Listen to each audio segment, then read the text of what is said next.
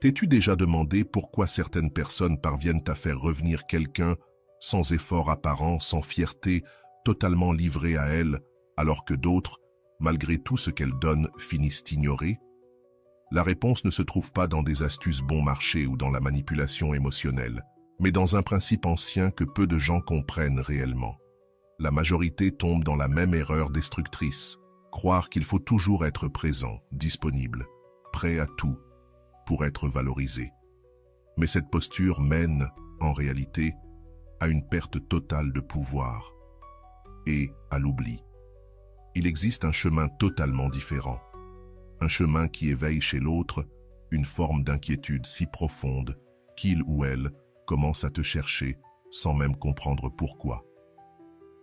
Les anciens stoïciens ont découvert une vérité puissante sur l'esprit humain. Un prince capable de transformer une personne ordinaire en quelqu'un d'impossible à ignorer.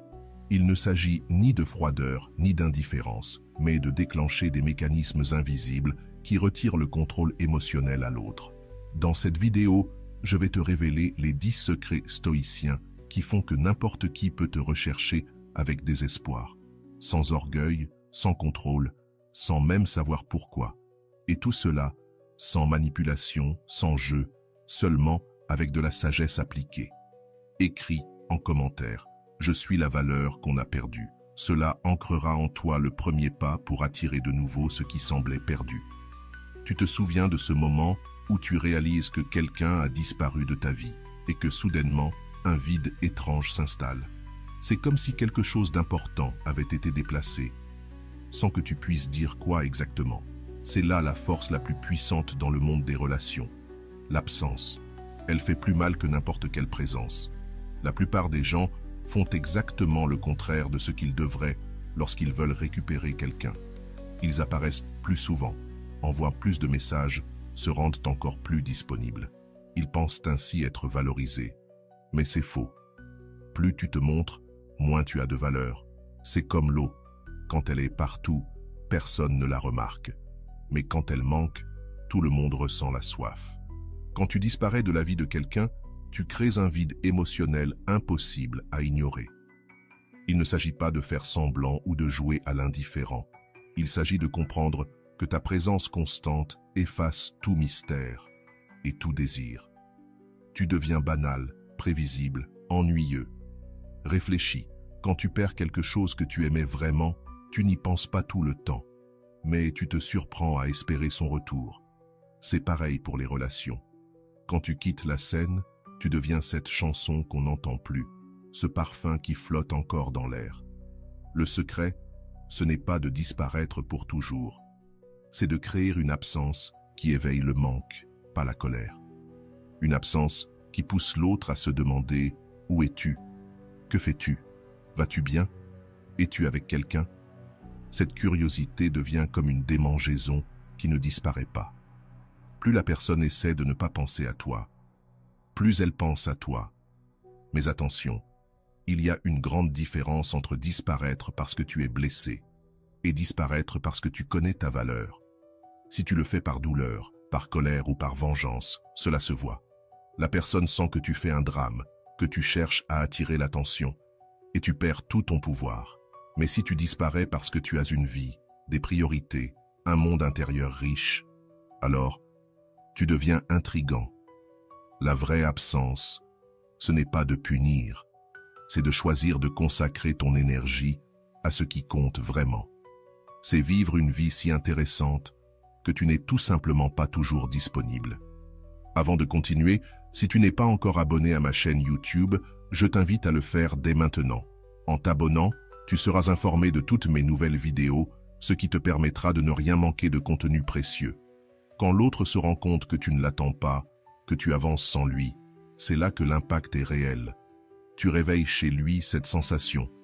J'ai perdu quelqu'un de précieux. Regarde ce qui se passe quand on veut acheter quelque chose. Si c'est toujours disponible, on attend. Mais s'il ne reste que quelques pièces ou si l'offre est limitée, on se précipite. Les sentiments, c'est pareil. Ce qui est toujours là perd de sa valeur. Ce qui peut s'en aller devient précieux. La personne toujours disponible, toujours prête à répondre, toujours libre pour une rencontre, envoie un message clair. Je n'ai rien d'autre de plus intéressant dans ma vie. Et ça, ce n'est pas attirant. Mais quand tu as ton emploi du temps, tes projets, tes engagements, l'autre se rend compte qu'il doit faire de la place pour toi, et c'est ça qui change tout. L'amour, ce n'est pas être cruel ou insensible. C'est avoir assez d'amour pour soi pour ne pas mendier l'attention. Quand tu cesses de poursuivre, quand tu n'es plus toujours là, tu obliges l'autre à sortir de sa zone de confort. Il ne peut plus te donner des miettes quand ça lui chante, car tu n'es plus là pour les ramasser. Ce vieux dicton est vrai, on ne valorise qu'une fois qu'on a perdu. Mais pour que ça marche, l'autre doit vraiment ressentir qu'il a perdu quelque chose de rare, de précieux. Pas juste que tu fais un caprice. Tout est dans l'attitude. Tu disparais parce que tu vis ta vie, pas pour faire un drame. Et quand tu maîtrises cet art, quelque chose de magique se produit. L'autre commence à te chercher sans savoir pourquoi. Il se réveille en pensant à toi, s'endort en se demandant où tu es. Il se perd sur tes réseaux sociaux, cherchant des indices sur ta vie. Chaque photo devient une énigme qu'il veut résoudre. Et le plus beau, c'est que tu n'as pas besoin de forcer.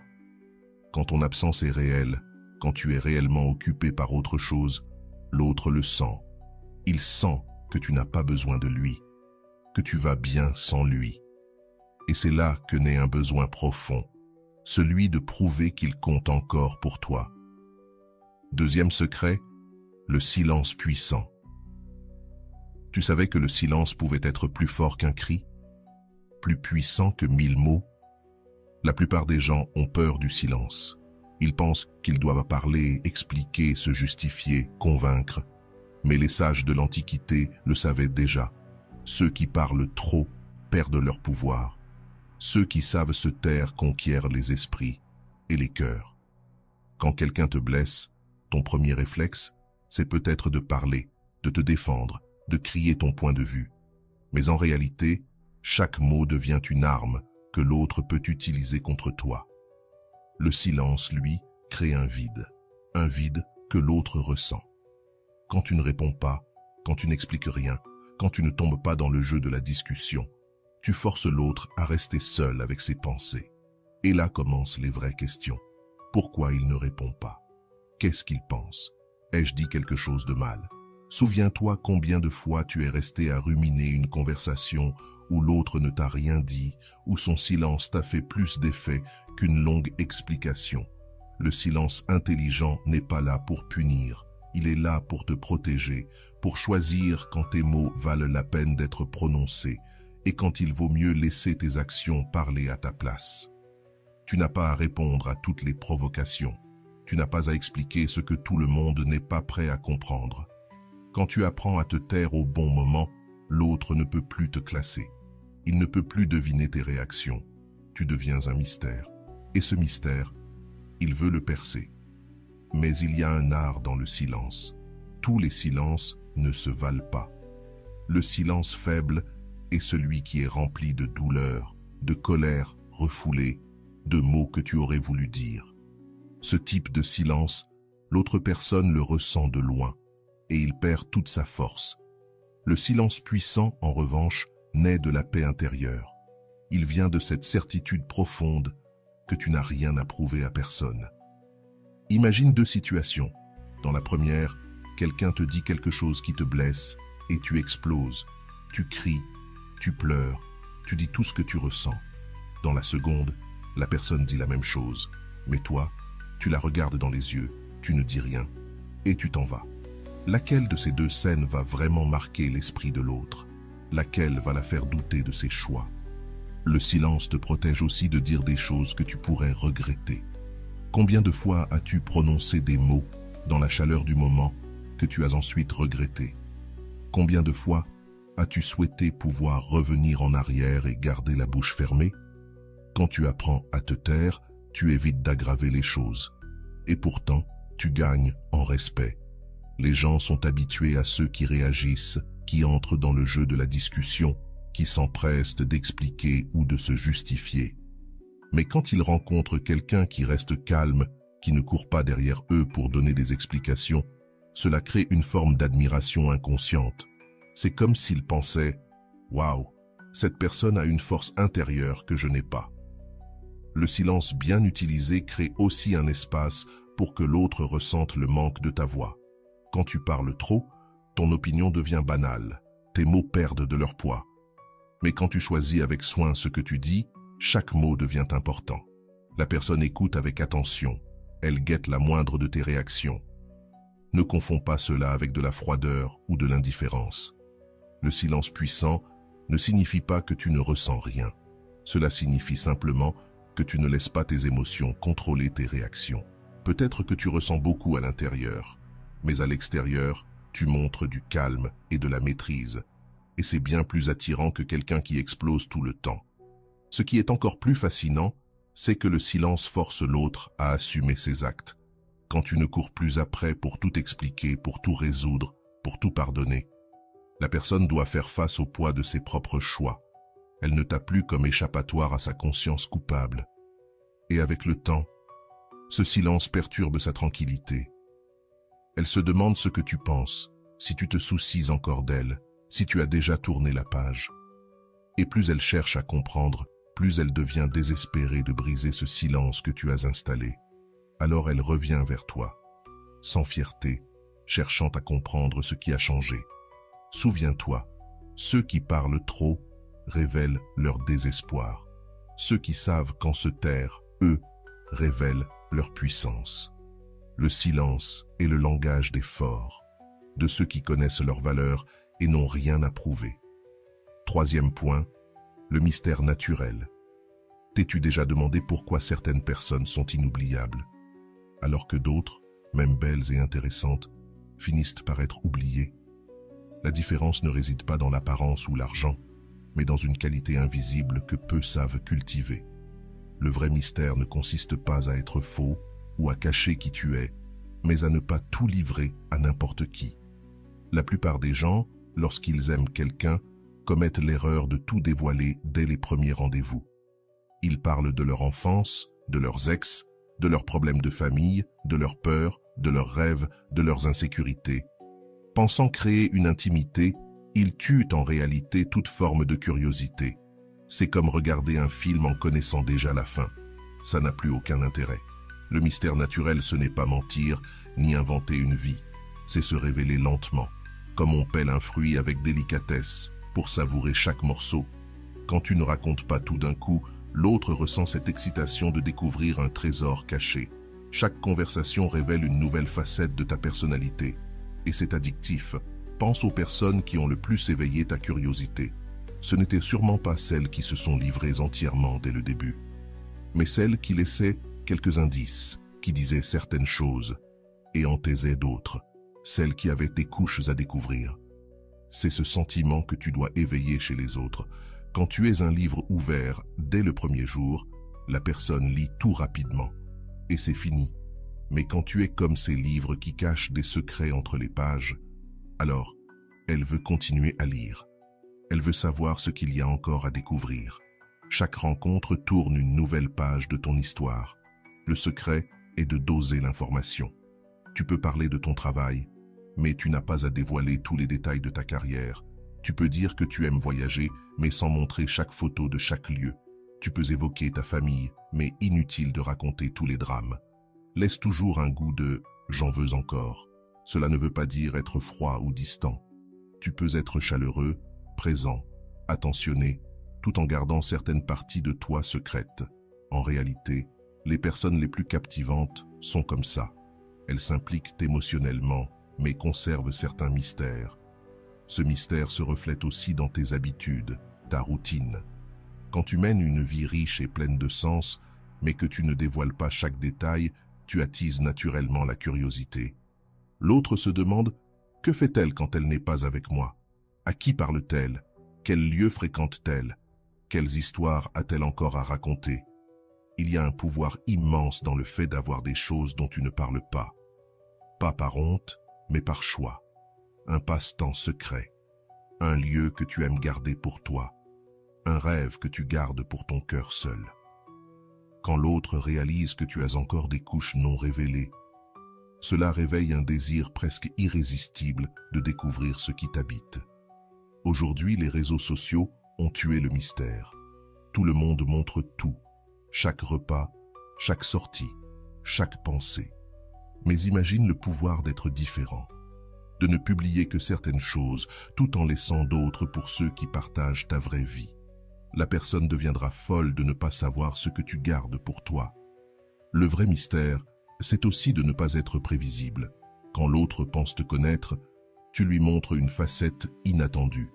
Quand elle attend une certaine réaction, tu réagis autrement. Pas pour manipuler, mais parce que tu es une personne riche, complexe, fascinante. Les gens valorisent plus ce qu'ils doivent mériter.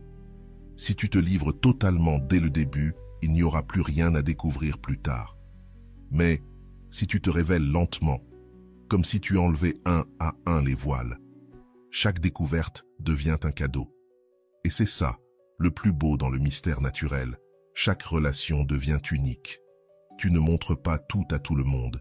Tu t'adaptes à la connexion que tu as avec chaque personne. Et elle a alors l'impression d'avoir découvert un côté de toi que personne d'autre ne connaît. Et ça, c'est addictif. Quand tu maîtrises cet art, les gens sont fascinés par toi, sans pouvoir expliquer pourquoi. Ils savent juste que tu es spécial, que tu as de la profondeur, et qu'il y a toujours plus à découvrir. C'est une attraction mentale, émotionnelle, une attraction qui ne disparaît pas avec le temps. Il existe une grande différence entre quelqu'un qui connaît sa propre valeur et quelqu'un qui mendie la reconnaissance des autres. Cette différence ne réside pas dans les mots qu'une personne prononce, ni dans les publications qu'elle partage sur Internet. Elle se trouve dans une énergie invisible, une manière d'être, une posture intérieure qui fait que les autres la respectent et recherchent naturellement sa présence. La majorité des gens passent leur temps à chercher l'approbation. Ils font des choses pour impressionner, disent ce qu'ils pensent que les autres veulent entendre, modifient leur comportement selon la personne en face d'eux. Mais ce comportement produit souvent l'effet inverse. Au lieu d'être valorisés, ils apparaissent désespérés et perdent tout leur charme. Quand tu sais réellement ce que tu vaux, tu n'as rien à prouver. Tu ne changes pas ta personnalité pour plaire. Tu ne restes pas dans une relation simplement par peur d'être seul. Tu ne supplies pas pour de l'attention ou de l'affection. Tu es simplement toi-même. Et si quelqu'un ne voit pas ta valeur, ce n'est pas ton problème. Cela n'a rien à voir avec l'arrogance. Une personne arrogante rabaisse les autres pour se sentir importante. Mais une personne avec une véritable estime d'elle-même n'a besoin de piétiner personne. Elle brille d'elle-même, sans jamais éteindre la lumière des autres. Sa confiance est silencieuse, elle ne crie pas, elle ne s'affiche pas, mais tout le monde la ressent. Pense aux personnes que tu connais qui ont cette qualité. Elles ne se vantent de rien. Elles ne passent pas leur temps à parler de leur réussite. Pourtant, quand elles parlent, tout le monde écoute, et quand elles partent, leur absence se fait remarquer. C'est cela, la vraie estime de soi. Une présence puissante, sans effort. L'estime de soi se manifeste aussi dans tes choix. Tu ne réponds pas à n'importe quelle invitation juste par peur de la solitude. Tu ne restes pas dans une relation toxique par crainte de ne pas trouver mieux. Tu ne te laisses pas traiter comme une option ou un passe-temps. Tu as des standards, tu as des critères, et tu ne les abandonnes pas pour qui que ce soit. Et quand tu agis ainsi, quelque chose d'étrange se produit. Les gens commencent à se demander ce que tu as de si spécial pour être aussi sélectif. Ils veulent comprendre pourquoi tu ne te contentes pas du minimum, pourquoi tu sembles si certain de ce que tu mérites. Cette curiosité se transforme en désir. Ils veulent prouver qu'ils sont assez bien pour faire partie de ta vie. La véritable estime de soi naît de l'intérieur. Elle ne dépend pas des compliments, des likes ou du regard des autres. Tu sais que tu as des qualités uniques. Tu sais que tu as quelque chose à offrir qui fait une vraie différence dans la vie de ceux qui te connaissent vraiment. Cette certitude intérieure agit comme un aimant. Elle attire les personnes de qualité et éloigne ceux qui ne veulent que profiter de toi. Quelqu'un qui connaît sa valeur ne court pas après ceux qui ne montrent aucun intérêt. Il n'envoie pas de message à ceux qui ne répondent pas. Il ne gaspille pas son temps à convaincre quelqu'un qu'il en vaut la peine. Il avance, concentré sur ceux qui savent reconnaître sa véritable importance. Et cela a un impact puissant sur l'esprit des autres. Lorsqu'une personne comprend que tu ne mendis pas son attention, que tu as une vie bien remplie et que tu ne te contenteras jamais de miettes, elle commence à te voir autrement. Tu cesses d'être quelqu'un de plus pour devenir quelqu'un de spécial. L'estime de soi se voit aussi dans la façon dont tu prends soin de toi. Il ne s'agit pas de vanité ni de dépenser de l'argent inutilement. Il s'agit de te traiter avec respect et affection. Tu investis dans ton développement personnel, tu prends soin de ta santé, tu as des activités qui te rendent heureux, tu entretiens de vraies amitiés. Et cela se voit, tu construis une vie qui vaut la peine d'être vécue. Et même si tu perds quelqu'un d'important, tu ne t'effondres pas. Bien sûr, tu peux être triste, tu peux ressentir le manque, tu peux souffrir. C'est humain. Mais tu ne perds pas ton identité. Tu ne cesses pas d'exister parce qu'une personne est partie. Tu sais que ta valeur reste intacte, qu'on la reconnaisse ou non, et c'est là le secret. Quand tu ne t'effondres pas, quand tu ne te rabaisses pas pour récupérer quelqu'un, quand tu continues à vivre ta vie avec dignité, cela bouleverse profondément ceux qui t'ont perdu. Ils s'attendaient à te voir supplier, à te voir t'accrocher, à ressentir ta détresse. Mais lorsque tu montres que tu as de la valeur avec ou sans eux, toute leur certitude s'effondre. Les gens reviennent toujours vers ce qu'ils croyaient avoir perdu pour toujours. Quand tu fais preuve de véritable estime de toi, la personne comprend qu'elle a perdu quelqu'un de spécial, quelqu'un qui ne restera pas éternellement là à attendre. Et cette prise de conscience déclenche souvent une urgence, celle de ne pas te laisser filer. Maintenant, parlons d'un autre aspect essentiel, le détachement stratégique. As-tu déjà remarqué à quel point il est difficile d'obtenir quelque chose que tu veux trop fort? Plus tu le poursuis, plus cela semble t'échapper. Il existe une loi invisible dans les relations. Plus tu es attaché au résultat, moins tu as de chances de l'obtenir. Le détachement ne signifie pas que tu ne tiens à rien. Il signifie que tu aimes de manière saine. Beaucoup confondent l'amour avec l'attachement. Ils croient que s'ils ne sont pas tout le temps inquiets, présents, en train de vérifier et de contrôler, c'est qu'ils n'aiment pas vraiment. Mais en réalité, c'est souvent de la peur déguisée en affection, de l'insécurité maquillée en attention. Quand tu es trop attaché à quelqu'un, tu dégages une énergie lourde et étouffante. L'autre sent que tu as besoin de lui pour être heureux, que ta vie dépend de sa présence. C'est un poids énorme à porter, et cela pousse les gens à s'éloigner. Personne ne veut être responsable du bonheur d'un autre. Le véritable détachement, c'est aimer sans posséder, prendre soin sans contrôler, être présent sans être envahissant. C'est comprendre que chacun est libre de faire ses choix et que ton bonheur ne peut pas dépendre des décisions des autres.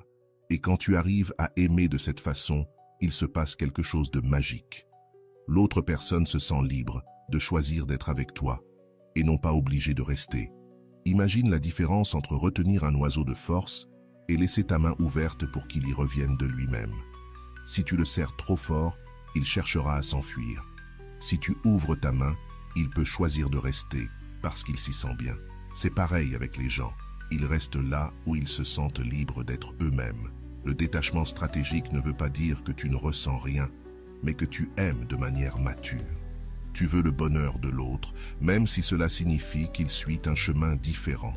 Tu soutiens sa joie, même si elle ne t'inclut pas. Ce type d'amour est rare. Et quand quelqu'un y goûte, il en devient accro. Quand tu cesses de faire tourner ta vie autour de quelqu'un, quand tu poursuis tes propres rêves, tes objectifs, tes plaisirs, tu deviens infiniment plus attirant. La personne réalise que tu as une vie riche et complète, que tu n'es pas désespéré d'avoir quelqu'un à tes côtés. Et cela suscite un vrai désir de faire partie de cette vie unique que tu as construite. Le détachement te libère aussi de l'obsession d'interpréter chaque geste, chaque mot, chaque silence. Tu ne vis plus dans des montagnes russes émotionnelles, oscillant entre l'euphorie quand tout va bien et le désespoir quand l'autre est distant. Ta paix intérieure ne dépend plus des humeurs de quelqu'un d'autre. Et c'est là que réside ta véritable puissance. Cette stabilité émotionnelle est extrêmement attirante. Les gens se lassent de ceux qui oscillent sans cesse entre l'euphorie et le désespoir, entre les crises de jalousie et l'affection exagérée. Mais lorsqu'il rencontre quelqu'un qui possède une paix intérieure, qui ne se laisse pas facilement ébranler, qui garde son équilibre même dans les moments difficiles, cela éveille naturellement l'admiration et le respect. Le détachement stratégique te protège aussi des décisions prises sous l'impulsion du désespoir. Tu ne te contentes pas de miettes d'attention juste pour garder quelqu'un près de toi. Tu ne pardonnes pas tout simplement pour éviter un conflit. Tu ne changes pas ta personnalité pour plaire. Au contraire, tu gardes tes valeurs, tu poses tes limites, et c'est précisément cela qui pousse les autres à te respecter bien davantage. Quand tu n'es pas attaché aux résultats, tu peux être plus authentique. Tu n'as plus besoin de calculer chaque mot, chaque geste, chaque réaction pour essayer de manipuler ce que l'autre ressentira pour toi. Tu es simplement toi-même. Tu dis ce que tu penses. Tu agis selon tes principes. Et cette authenticité agit comme un aimant, surtout pour ceux qui ont l'habitude des masques, des faux-semblants et de l'égoïsme. Le plus intéressant, c'est que le détachement crée une forme naturelle de rareté. Quand la personne réalise que tu n'es pas désespéré à l'idée de la garder dans ta vie, que tu ne vas pas supplier ni faire des folies pour la récupérer, son ego est touché. Elle commence à se poser des questions. Pourquoi ne me poursuit-il pas comme tous les autres? Cette question, plantée dans son esprit, grandit comme une graine. Elle commence à se demander si tu es vraiment si spécial, si elle a réellement autant de pouvoir sur toi qu'elle le croyait. Et lorsqu'elle comprend qu'elle peut véritablement te perdre, que tu ne seras pas toujours disponible, alors naît en elle un besoin désespéré de regagner ton attention. Le détachement stratégique t'ouvre aussi les yeux sur les gens tels qu'ils sont vraiment, pas tels que tu voudrais qu'ils soient. Quand tu n'es plus aveuglé par le besoin d'avoir quelqu'un à tes côtés, tu peux voir s'il te valorise sincèrement, s'il tient réellement à toi, s'il souhaite vraiment être présent dans ta vie. Cela t'évite de perdre du temps avec ceux qui ne le méritent pas. Rappelle-toi, ceux qui aiment vraiment veulent que tu sois libre de choisir. Et lorsque tu montres que tu es libre de choisir, mais que tu décides malgré tout de rester, cela a une valeur bien plus grande que de rester par obligation, par habitude ou par peur de la solitude. Le vrai détachement n'éloigne pas ceux qui t'aiment vraiment. Au contraire, il les rapproche encore plus de toi. L'énergie inversée. Il existe une force invisible que peu de gens comprennent, mais qui peut changer radicalement le cours d'une relation. C'est comme un courant électrique entre deux personnes, et celui qui sait inverser ce courant détient le pouvoir de transformer le rejet en désir, l'indifférence en obsession. Il s'agit d'utiliser l'énergie que l'autre t'envoie et de la renvoyer, multiplier, mais dans la direction opposée. Souvent, lorsqu'on nous traite mal, notre réaction naturelle est de répondre de la même manière. Si la personne est froide, on devient froid. Si elle s'éloigne, on s'éloigne davantage. Si elle nous ignore, on l'ignore aussi. Mais c'est précisément ce qu'elle attend. Et quand tu fais ce qui est prévisible, tu perds tout le pouvoir de surprendre. L'énergie inversée fonctionne différemment. Quand on s'attend à ce que tu t'énerves, tu réponds avec calme. Quand on espère que tu t'effondres, tu montres ta tranquillité. Quand on pense que tu vas courir après, tu t'éloignes avec élégance. Cette inversion crée un court-circuit mental chez l'autre, car elle ne peut pas te ranger dans ses schémas habituels. Imagine qu'une personne te parle avec froideur en espérant que tu réagisses avec colère. Mais toi, tu souris, tu dis quelque chose de gentil et tu t'en vas sans faire d'histoire. Cela va la hanter pendant des jours. Elle se demandera pourquoi tu n'as pas réagi comme prévu, ce que tu pensais réellement, si tu t'en fichais ou si tu es plus fort qu'elle ne l'imaginait. Cette technique fonctionne parce qu'elle brise les attentes. Chacun de nous a un modèle mental des réactions possibles des autres. Quand quelqu'un réagit comme prévu, on confirme nos croyances et on passe à autre chose. Mais quand quelqu'un réagit de façon totalement différente, cela crée une curiosité irrésistible. L'énergie inversée démontre aussi une grande maturité émotionnelle. Quand tu ne te laisses pas entraîner dans la provocation, quand tu refuses d'entrer dans le jeu de la vengeance, quand tu gardes ta classe alors que l'autre perd la sienne, cela révèle une force intérieure impressionnante. Les gens respectent profondément ceux qui savent rester élégants, même dans l'adversité. Attention, il ne s'agit pas de faire semblant ou de réprimer tes émotions. Il est normal d'éprouver de la colère, de la peine ou de la déception. Mais la vraie différence réside dans la manière dont tu choisis d'exprimer ces émotions. Au lieu d'exploser, tu canalises cette énergie dans quelque chose de constructif. Tu l'utilises pour grandir. Par exemple, si quelqu'un se moque de toi pour te faire perdre ton sang-froid, transforme cette énergie en motivation pour élever ta vie. Si on t'ignore dans l'espoir que tu quémandes de l'attention, utilise cette énergie pour te concentrer sur tes projets personnels. Tu transformes le poison en médicament. Le plus puissant, avec l'énergie inversée, c'est qu'elle pousse l'autre à repenser toutes ses stratégies. Lorsqu'il ou elle réalise que les jeux mentaux ne fonctionnent pas sur toi, que tu ne tombes pas dans ces pièges émotionnels, il ou elle doit changer d'approche. Et souvent, la seule approche qui reste, c'est la sincérité. Même si la personne ne l'admet pas, cette inversion éveille un profond respect. Elle sera impressionnée par ta capacité à ne pas vaciller, à rester digne, même quand on essaie de t'ébranler. Et ce respect est souvent le premier pas vers des sentiments plus profonds. Quand tu maîtrises cette énergie inversée, tu casses le cercle vicieux des relations toxiques. Tu évites la guerre des égos dans laquelle tout le monde finit perdant. Tu élèves le niveau. Tu montres qu'il est possible de gérer les conflits avec maturité sans blesser personne. Ce qui est fascinant, c'est que cette technique fonctionne même quand l'autre essaie de te tester. Parfois, certaines personnes créent volontairement des drames juste pour voir comment tu vas réagir. Elles veulent savoir si tu es du genre à t'effondrer au premier obstacle ou si tu as l'intelligence émotionnelle pour rester debout. Quand tu utilises l'énergie inversée, tu réussis ce test sans même le savoir.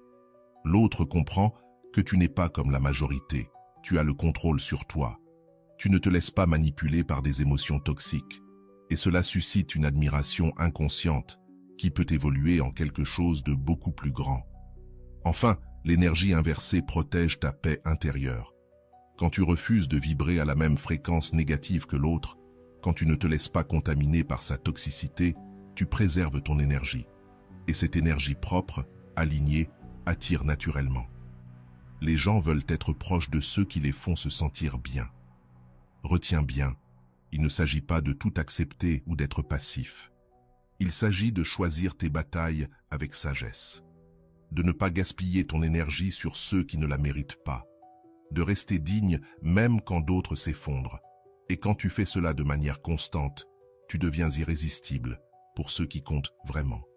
La personne qui t'ignorait autrefois commence soudainement à ressentir un étrange vide et un besoin désespéré de redevenir le centre de ton attention. La majorité des gens font exactement l'inverse quand ils veulent conquérir quelqu'un. Ils y mettent toute leur énergie, tout leur temps, toute leur pensée. Ils se réveillent en pensant à cette personne, passent la journée à vérifier s'ils ont reçu un message, s'endorment en l'imaginant. Ils pensent qu'ainsi, ils gagneront son cœur.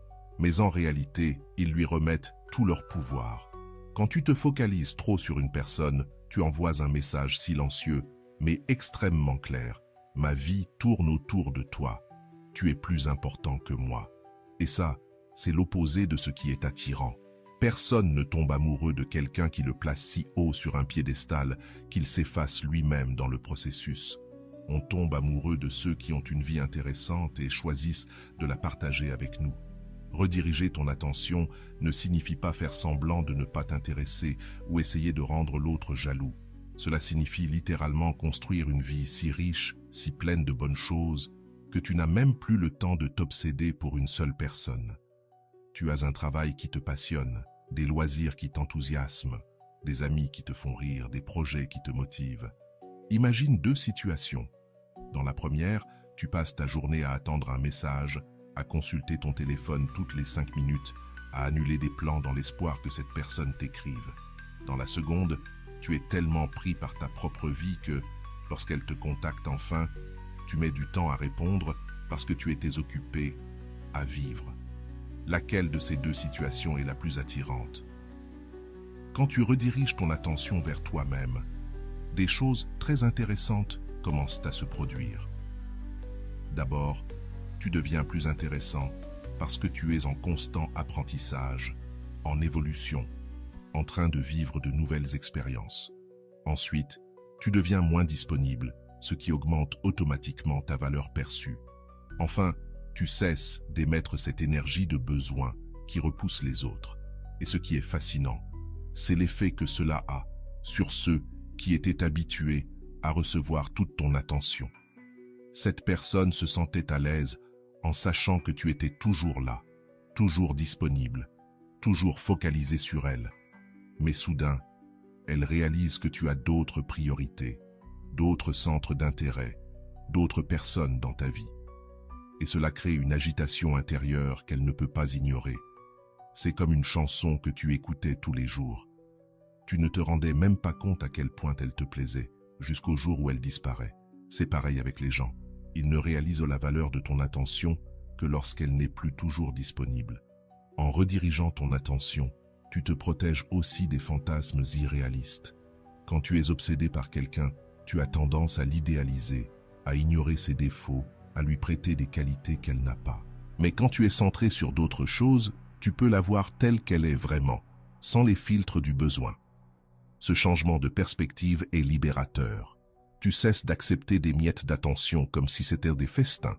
Tu arrêtes d'interpréter chaque gentillesse comme une preuve d'amour éternel. Tu sors de cette montagne russe émotionnelle où un sourire te transporte au ciel et un silence te précipite au sol. Ta stabilité émotionnelle ne dépend plus de l'humeur d'une autre personne.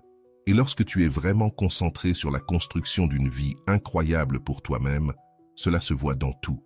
Dans la manière dont tu parles de tes projets, dans l'éclat de tes yeux quand tu racontes tes réussites, dans l'énergie positive que tu dégages. Les gens ressentent cette énergie et veulent en faire partie. Ce qui est encore plus puissant, c'est que rediriger ton attention crée une rareté naturelle de ta présence.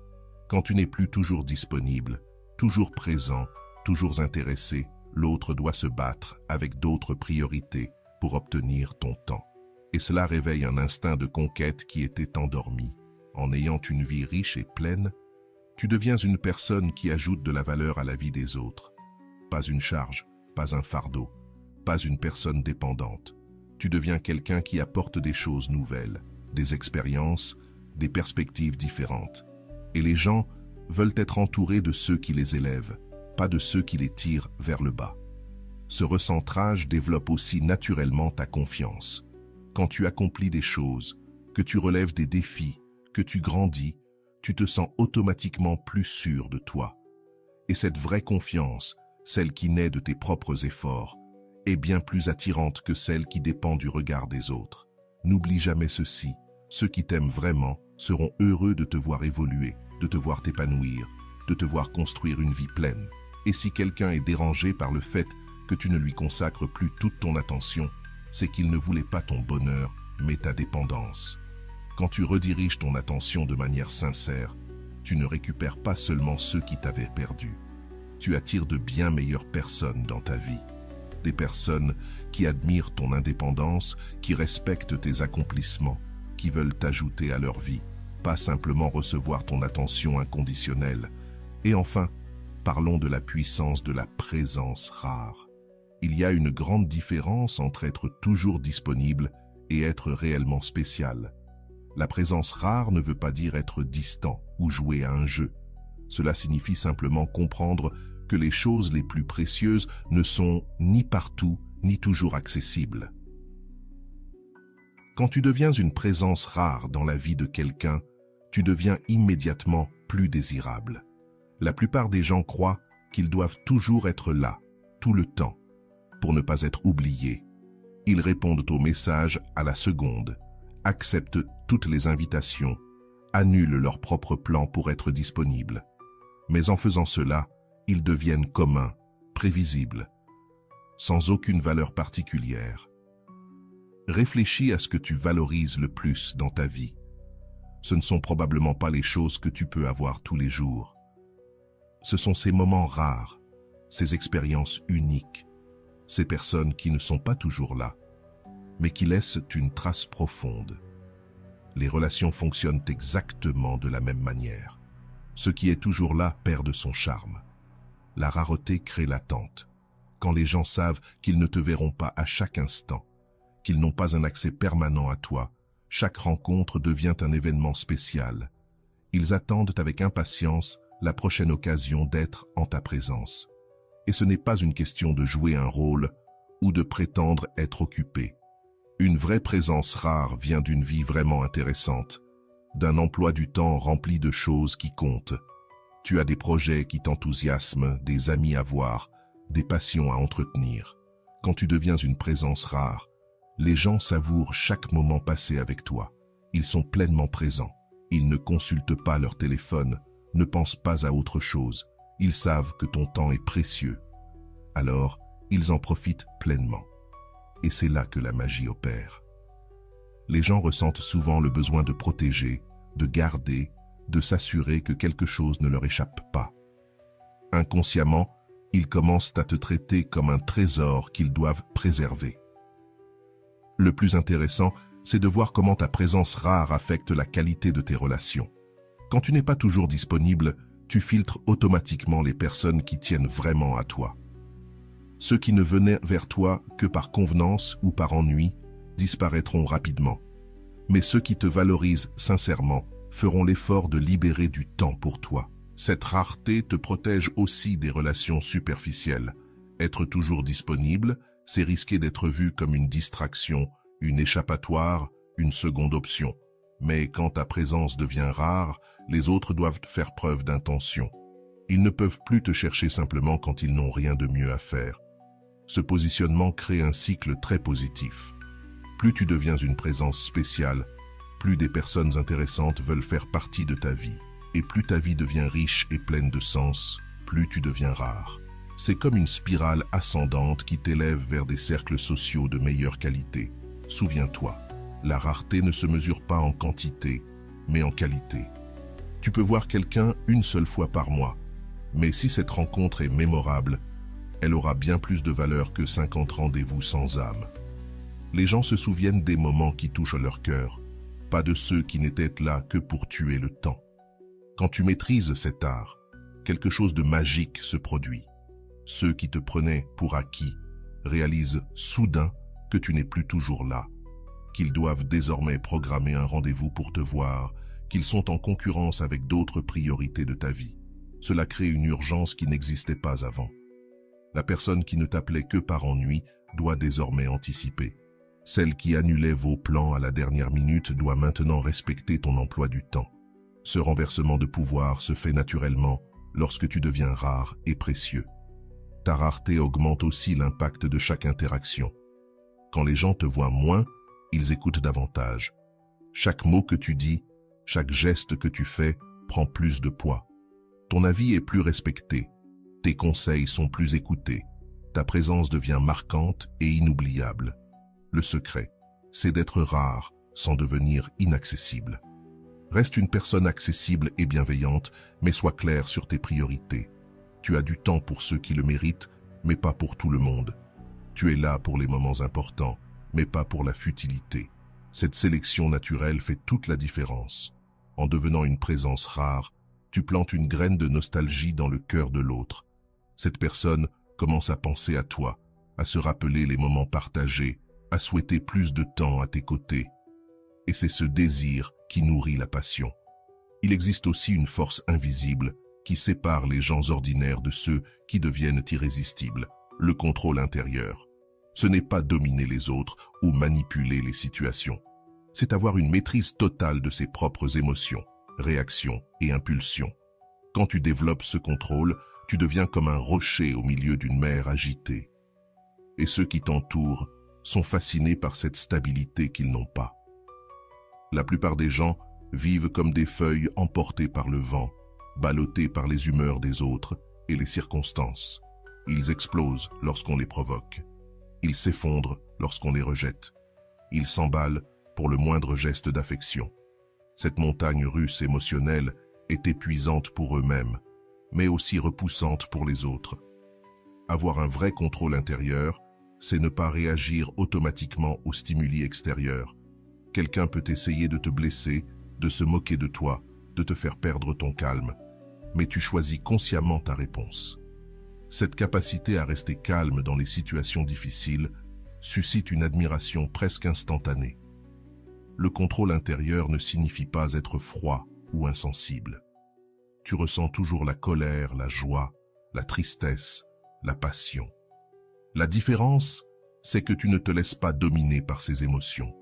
Tu les reconnais, tu les accueilles, mais tu choisis comment les exprimer de façon constructive. C'est comme être au volant de ta voiture émotionnelle, plutôt que de n'être qu'un passager. Imagine deux personnes face à la même difficulté. L'une explose, crie, dramatise. L'autre respire, analyse calmement et résout le problème sans en créer d'autres. Laquelle des deux gagnerait ton respect? Laquelle semblera plus mature et fiable? Le contrôle intérieur se manifeste aussi dans la façon dont tu gères le rejet ou la déception. Au lieu de supplier, de faire des scènes ou de chercher à forcer l'autre à changer d'avis, tu acceptes la réalité avec dignité. Tu peux être triste, mais tu ne laisses pas cette tristesse diriger tes actions. Cette maturité émotionnelle est extrêmement attirante. Quand tu restes impassible face à la provocation, tu imposes le respect. Les gens réalisent qu'ils ne peuvent pas te manipuler avec des caprices émotionnels, qu'ils ne peuvent pas te contrôler avec leurs humeurs, que tu n'acceptes pas n'importe quoi, juste pour éviter un conflit. Ce respect est la base de toute relation saine, et ce contrôle intérieur te protège aussi des décisions prises sous le coup de l'impulsion. Combien de fois as-tu dit ou fait quelque chose que tu as regretté ensuite parce que tu n'as pas su faire une pause avant de réagir? Développer cette capacité à prendre du recul t'évite bien des problèmes inutiles et tu gagnes une réputation de personne sage, digne de confiance. Les autres se sentent en sécurité à tes côtés parce qu'ils savent que tu ne vas pas exploser sans raison, ni faire d'esclandre. Tu es capable de gérer la pression sans perdre ton calme. Cette sécurité émotionnelle que tu offres est comme un oasis dans le chaos que la plupart vivent. Et le plus fascinant, c'est que ce contrôle crée un certain mystère autour de toi. Les gens se demandent ce que tu penses. Comment fais-tu pour rester si calme? Ce qui pourrait te faire perdre ton sang-froid. Ils veulent connaître tes limites, comprendre comment fonctionne ton esprit, trouver un moyen de te toucher émotionnellement. Cette curiosité crée un intérêt bien plus profond qu'une simple attirance physique. La personne veut te connaître sincèrement. Elle veut comprendre ce qui t'anime, ce qui te rend si équilibré. Et cette quête de compréhension construit un lien bien plus fort que n'importe quelle séduction ordinaire. Enfin, le contrôle intérieur te donne le pouvoir de choisir en toute conscience. Quand tu n'es pas l'esclave de tes émotions, tu peux évaluer chaque situation avec clarté et prendre la meilleure décision pour toi. Tu ne restes pas dans une relation toxique par peur de la solitude. Tu ne pardonnes pas des trahisons par peur de perdre quelqu'un. Tu ne t'humilies pas par désespoir. Cette capacité de choisir te rend plus sélectif. Tu n'investis ton énergie que dans ceux qui le méritent vraiment. Tu ne donnes une seconde chance qu'à ceux qui montrent un véritable changement. Et tu ne t'engages qu'avec ceux qui te valorisent sincèrement. Ta valeur augmente encore plus lorsque quelqu'un se rend compte que tu as un véritable contrôle intérieur. Il se passe alors quelque chose d'étrange. Cette personne commence à remettre en question son propre comportement. Si elle a l'habitude de tout résoudre à travers le drame et qu'elle te voit gérer les mêmes situations avec calme, cela vient ébranler l'image qu'elle a d'elle-même. Elle commence à admirer ta capacité à garder ta dignité même dans les moments difficiles. Elle veut apprendre de toi, comprendre comment tu fais pour avoir autant de paix intérieure. Et souvent, cette admiration se transforme en quelque chose de beaucoup plus profond. Elle commence à te voir comme quelqu'un de supérieur, quelqu'un qu'elle aimerait vraiment avoir à ses côtés. Ce contrôle intérieur te permet aussi d'être stratégique dans tes relations. Au lieu de réagir impulsivement, tu observes les schémas de comportement, tu comprends les motivations et tu choisis la meilleure manière de répondre à chaque situation. Tu deviens comme un joueur d'échecs qui pense plusieurs coups à l'avance. N'oublie jamais, les gens reviennent toujours chercher ce qui les faisait se sentir en sécurité. Quand tu es une source de stabilité émotionnelle dans un monde rempli d'agitation, tu deviens indispensable. Et quand cette personne perd cette sécurité que tu lui offrais, elle ressent un vide que personne d'autre ne peut combler. As-tu déjà remarqué que certaines personnes parviennent à attirer les autres sans même essayer? comme si elles éveillaient un intérêt authentique sans jamais utiliser de stratagème? C'est parce qu'elles ont maîtrisé l'art le plus puissant des relations, l'attraction indirecte. Il s'agit de devenir tellement intéressant, magnétique, spécial, que les autres gravitent naturellement vers toi. La plupart des gens cherchent à attirer les autres de façon directe et désespérée. Ils complimentent trop, font des faveurs exagérées, s'humilient pour plaire, parlent tout le temps de leurs sentiments. Ils pensent qu'ainsi, ils gagneront le cœur de quelqu'un, mais en réalité, ils éloignent toute possibilité de créer une véritable attraction. L'attraction indirecte, elle, fonctionne de manière complètement différente. Plutôt que d'essayer d'impressionner directement, tu te concentres sur le fait de devenir une version tellement incroyable de toi-même qu'on ne peut pas l'ignorer. Tu développes tes qualités, tu cultives tes talents, tu construis une vie intéressante et tu laisses cette vie parler pour toi. C'est comme la différence entre un vendeur désespéré qui insiste pour que tu achètes quelque chose et une magnifique vitrine qui t'attire naturellement. Lequel des deux suscite le plus de désir? Lequel te donne vraiment envie? La réponse est évidente. Personne ne peut résister à ce qui est naturellement attirant. Quand tu maîtrises l'attraction indirecte, tu n'as plus besoin de prouver ta valeur à quiconque.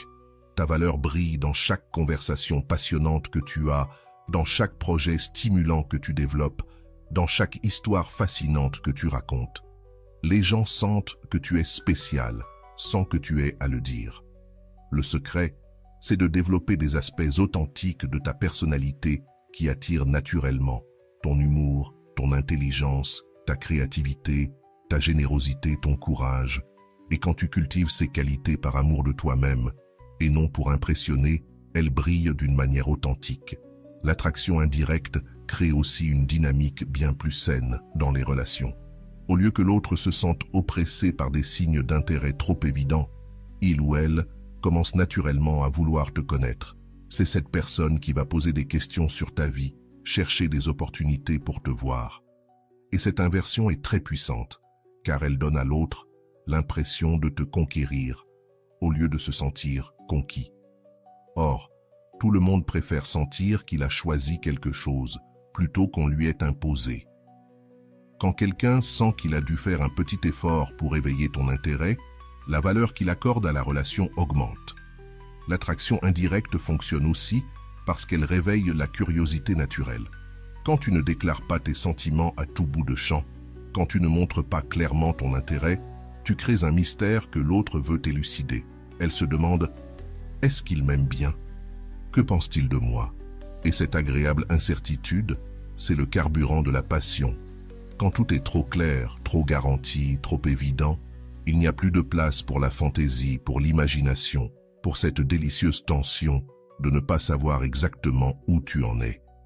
L'attraction a besoin d'un peu de mystère pour s'épanouir. Ce qui est magnifique avec l'attraction indirecte, c'est qu'elle crée des relations fondées sur l'admiration sincère, pas sur le besoin ou le désespoir. La personne reste à tes côtés parce qu'elle admire vraiment qui tu es, pas parce que tu l'as convaincu ou supplié. Ce type d'attraction est bien plus durable, bien plus satisfaisant. Rappelle-toi, on tombe amoureux de ce qu'on découvre par soi-même, pas de ce qu'on nous force à regarder. Lorsque tu deviens naturellement attirant et que tu laisses l'autre découvrir tes qualités à son rythme, tu éveilles une passion beaucoup plus profonde.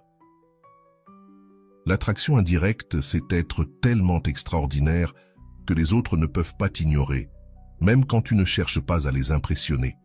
C'est avoir une vie si passionnante que les autres veulent en faire partie. C'est être un aimant naturel qui attire sans effort, sans manipulation, juste en étant la meilleure version de soi-même. Tu connais maintenant des secrets que peu de gens découvrent. Ces principes stoïciens ne sont pas juste des stratégies, ce sont des transformations radicales dans ta façon de vivre et de te connecter aux autres. Quand tu incarnes vraiment ces vérités, tu n'as plus besoin de courir après personne. Tu deviens la personne que les autres cherchent. Tu arrêtes de mendier de l'amour et tu attires l'adoration. Tu arrêtes de mendier de l'attention et tu deviens recherché avec intensité. La personne qui t'ignorait auparavant ressentira un vide si profond, une inquiétude si intense qu'elle ne comprendra même pas pourquoi elle a tant besoin de toi. Elle reviendra, sans fierté sans contrôle, sans savoir ce qui a changé. Mais toi, tu sauras. Tu t'es réveillé du rêve du manque. Tu es devenu ce que tu étais toujours destiné à être. Une personne d'une valeur inestimable, qui ne se donne pas à n'importe qui. Et ça, c'est la plus grande revanche que tu puisses avoir sur ceux qui t'ont un jour sous-estimé. Devenir tout ce qu'ils ont toujours voulu, mais qu'ils ne méritent peut-être plus. Et voilà. J'espère que vous avez trouvé beaucoup de valeur dans cette vidéo. Merci d'être resté jusqu'à la fin de cette vidéo. J'adore quand vous faites ça. Si vous voulez une autre vidéo sur ce sujet, écrivez en commentaire « J'en veux encore plus ». J'espère vous revoir dans une autre vidéo. Merci pour ton temps, prends soin de toi et à bientôt.